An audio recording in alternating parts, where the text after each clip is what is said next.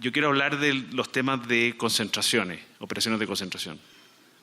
Yo creo que lo primero es que es muy difícil hablar desde la experiencia de otro país. Yo creo que hay que tener una cierta humildad en esa materia. Y yo creo que también es especialmente difícil hablar a un país que está haciendo este cambio tan radical respecto a esta nueva ley. Las leyes pueden ser buenas o malas según los textos. Eso no es importante, lo importante es cómo se aplica la ley. Y para la aplicación de la ley hay una serie de condicionantes estructurales, políticas, culturales, sociológicas, que es muy difícil, viniendo desde afuera del país, dar cátedra. Ahora, lo que sí le puedo decir son cuestiones gruesas y las tienen que tomar, como dice un abogado, con beneficio de inventario, porque son en base a la experiencia chilena en este caso y la experiencia mía en particular como abogado en el mundo privado y ahora abogado en el mundo público. Y sobre eso voy a hacer una pequeña introducción y después, de nuevo, me lo van a apreciar, voy a ser rápido. Voy a tratar de no hablar con modismos chilenos, digamos, que son inentendibles, pero voy a hablar rápido para a ver si los puedo iluminar en, de nuevo, 3 o 4 cosas que son, a mi juicio, relevantes. Lo primero es una advertencia. A mi juicio hay 3 líneas de negocio en libre competencia: los carteles, los abusos unilaterales y las fusiones. En esas 3 líneas de negocio, y en esto me puedo alargar, pero no creo que sea apropiado, probablemente las fusiones o las operaciones de concentración son las más delicadas. Y es donde ustedes van a poder ver a la superintendencia o a la autoridad regulatoria y tomarle el pulso de cuál es su visión política sobre la aplicación de la ley. La esencia de operaciones de concentración es bastante básica. Primero es conocer el mercado. Y aquí está todo el lío. Digo lío, porque esto en los expedientes de investigación es lo que gasta y lo que tala más árboles. Es la discusión sobre el mercado relevante. Y básicamente mercado relevante por producto. La otra discusión que es interesante es quiénes son los que participan en ese mercado relevante. Puede ser que exista bastante poca información pública sobre las participaciones de mercado. El otro tema que es muy relevante son las barreras de entrada. Y las barreras de entrada, al menos esa es la experiencia chilena, muchas veces la culpa de las barreras de entrada es del mismo Estado. Es el mismo Estado que tiene, en esencia, barreras regulatorias que hace que los incumbentes tengan una vida agradable. Yo siempre digo que un gerente de un monopolio tiene la raqueta de tenis en su oficina y ni un papel sobre su escritorio. Un gerente de una empresa competitiva está transpirando permanentemente, asustado y permanentemente revisando sus emails, digamos, porque está compitiendo. Y por naturaleza nadie quiere competir, porque eso significa transpirar. La segunda cuestión esencial en las operaciones de concentración, y esto sí que yo lo encuentro, no voy a decir terrorífico, pero muy difícil, es hacer un balance entre los riesgos unilaterales y de coordinación que se producen en operaciones de concentración y, por otro lado, las eficiencias. Las operaciones de concentración no son negro y blanco. Los carteles son negro y blanco. Si efectivamente hubo un acuerdo, y un acuerdo específicamente los carteles duros para fijar precios. Los carteles, yo siempre digo, son históricos. Los abogados tienen mucho más que decir en el mundo de los carteles. En el mundo de las fusiones, esto lo digo por desgracia, porque yo soy abogado, los economistas tienen mucho más que decir. ¿Por qué? Porque finalmente hay que pesar los riesgos de una fusión y de un aumento de poder de mercado con las posibles eficiencias que trae consigo las operaciones de concentración. Ustedes tienen una regulación. De hecho, la regulación de ustedes es bastante más sofisticada que la que tenemos en Chile. Es nueva. La que tenemos en Chile tiene sobre 40, 50 años, pero ustedes tienen una regulación. Ustedes tienen 10 artículos. 10 artículos. Tienen hartas palabras los artículos. El arte va a ser en cómo van a aplicar esos artículos. Y sobre eso es que yo quiero dar ciertos insights sobre la experiencia de decenas de años en Chile en materia de operaciones de concentración. De nuevo, con beneficio de inventario. Lo que sí les va a decir una cosa. Las máximas tensiones que se pueden producir en el sistema y eso podría ser aquí la realidad en Ecuador, van a ser a propósito de las operaciones de concentración. Y tómenme la palabra, porque es ahí donde van a haber mayores visiones políticas sobre hasta qué punto las empresas tienen esa libertad o el Estado tiene algo que decir o restringir en esa materia.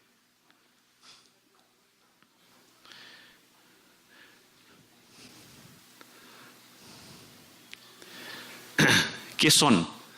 Ustedes saben, en la Comunidad Económica Europea tiene un manual de 300 páginas sobre qué significa operaciones de concentración.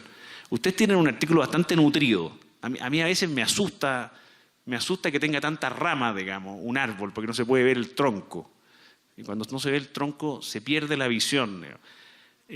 Nosotros, en cambio, en Chile es de una parquedad, por así decirlo, inglesa, digamos, respecto al contenido normativo. Lo que sí es que la Fiscalía tiene una visión, al menos la Fiscalía respecto a la guía, esto no está en la ley, digamos, sino que esto es un guideline, una guía interna, que lo importante es el nivel de independencia, es la realidad económica. Ustedes tienen incluso un artículo, antes de estos artículos de la operación de concentración, sobre que hay que mirar la realidad de las cosas, no tanto la formalidad de las cosas. Eso es una típica expresión y en la práctica y la costumbre que ustedes la tienen recogida en la ley del mundo de la libre competencia y que normalmente va en contra de uno de los principios más relevantes del mundo legal, que es dar seguridad y predictibilidad. Les tengo una mala noticia. Normalmente el mundo de la libre competencia no es muy experto en dar seguridad y predictibilidad. Lo importante en esto, de nuevo, es ir hacia el nivel de autonomía o de independencia que cualquier acción, y esto puede ser tanto del punto de vista de propiedad como del punto de vista contractual, cualquier acción tome empresas que están compitiendo y que ese nivel de independencia, de tensión competitiva, de alguna forma se disminuye. Aquí está la legislación ecuatoriana. Yo no voy a hacer muchos comentarios sobre esto porque estos comentarios los tendrá que ir haciendo la autoridad cuando la vaya aplicando, pero tienen un artículo 14 que, de nuevo, es bastante enjundioso. Tiene hartas hojas ese tronco. Y probablemente, aquí la idea de esto es marearlo con esta presentación. La idea de esto, siempre hay que marear a la gente en un porcentaje, ¿no? Porque eso le crea una tensión, ¿no? Entonces está más alerta. Probablemente, de nuevo, sin inmiscuirme en la interpretación, la letra E es realmente la más importante a mi juicio. Esto de que cualquier acuerdo o acto que transfiera en forma fáctica, aquí está de nuevo recogido eso, yo creo que está bien eso, o jurídica, a una persona o grupo económico, los activos de un operador económico o le otorgue el control o influencia determinante en la adopción de decisiones de administración ordinaria o extraordinaria de un operador económico. Tiene mucha riqueza lingüística, pero tiene muchos conceptos jurídicos indeterminados. Y eso, de nuevo, es la autoridad los que tiene que ir completando en una operación que es riesgosa. Riesgo propio del mundo de la libre competencia. Avancemos. ¿Para qué? Esto es típico de los economistas. Se fija que los abogados normalmente nos aprendemos las normas, pero nunca nos detenemos a preguntar ¿para qué? ¿Para qué?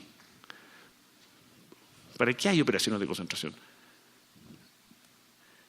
Hay una experiencia histórica que es muy interesante, que la Sherman Act en Estados Unidos prohibió los carteles. ¿Sabe lo que pasó?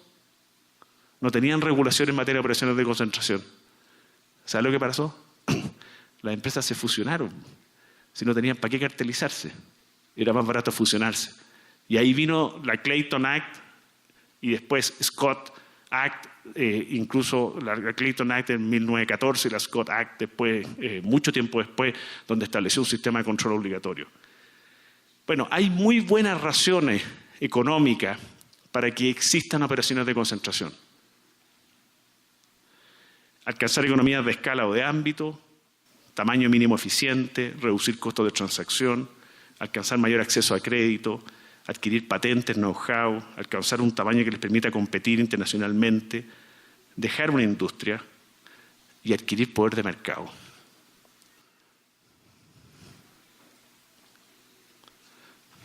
¿Y por qué el Estado interviene? ¿Por qué no el Estado deja hacer? ¿Por qué interviene el Estado?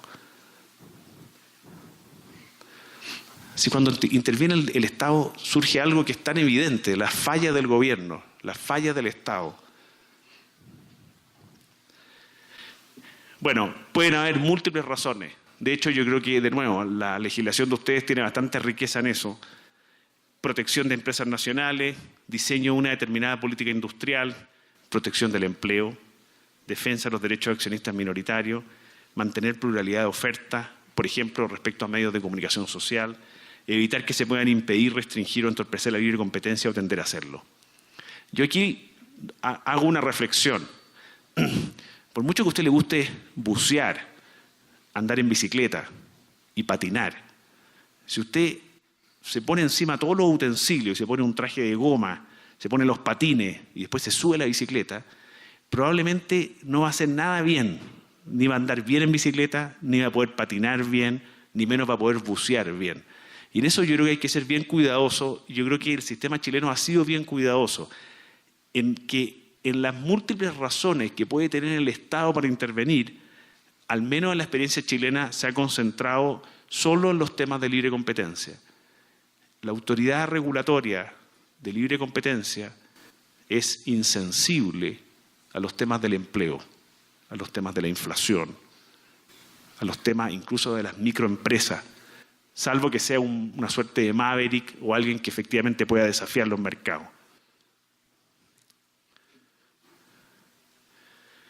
En aras de la libre competencia, ¿qué es eso? La libre competencia es motor, esto se habla, pero a veces se entiende poco, digamos, es un motor de la economía. ¿De qué economía? De la economía de mercado.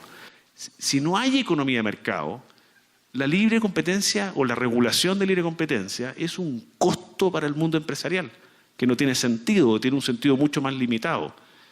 La libre competencia es una baranda en un contexto de una economía de mercado. Y quien no entiende eso está utilizando el instrumento de regulación de libre competencia para una cosa distinta por la cual está estructurado. O sea, están dando bicicleta con un traje de goma. No va a andar muchos kilómetros. Las empresas, si quieren subsistir, deben rivalizar con otras para conquistar y mantener la clientela. Probablemente lo más sofisticado es dónde termina la crueldad del mercado, porque el mercado es cruel por definición, y dónde empieza el abuso que un Estado no estaría dispuesto a tolerar en un contexto de una economía de mercado. Ello obliga a las empresas a ofrecer las mejores condiciones posibles para sus clientes, llevando sus productos al mercado con los mejores precios, la mayor variedad, calidad o nivel de innovación que le resulte posible. El gerente no tiene raqueta tenis. No sale después de almuerzo a jugar tenis el viernes en la tarde, transpira. Esa constante lucha por ganar clientela estimula mercados más eficientes y suele redundar en un mayor bienestar para los consumidores. Las operaciones de concentración son efectivamente muchas veces un factor que estimula la competencia en los mercados eficientes. Sin embargo, a pesar de que esta es la regla general, es cierto que en algunas ocasiones pueden efectivamente reducir la competencia, que se esté comprando poder de mercado y que eso se pueda traducir en riesgos unilaterales o de coordinación. La gran mayoría de los países desarrollados cuentan con un sistema de control de operaciones de concentración ex antes. Eso es lo que tienen ustedes en esos 10 artículos y que yo personalmente lo celebro y yo creo que es necesario. Sin embargo, el control debe ser extremadamente cuidadoso para que el remedio